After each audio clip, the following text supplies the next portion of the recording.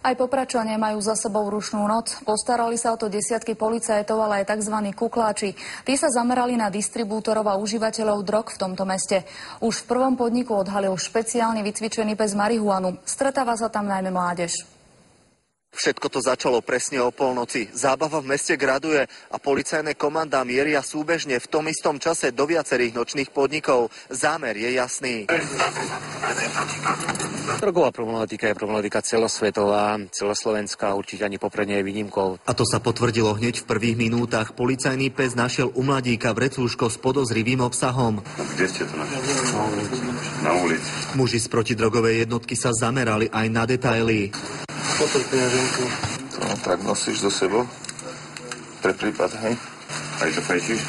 Polícia na identifikáciu drog použila aj testery. Výsledok bol pozitívny a výhovorky sa opakovali. Našiel proste na ulici vonku.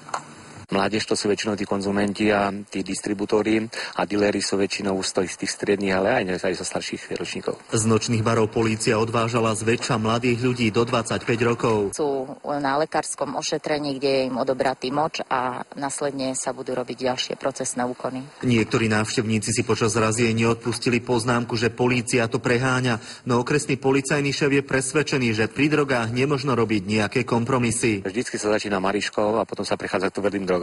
Táto protidrogová razia nebola v tomto meste poslednou. Policajti avizujú, že toto bol len začiatok a už onedlho sa zamerajú aj na konkrétnych ľudí, ktorých majú na svojich, tak povediac, čiernych zoznamoch.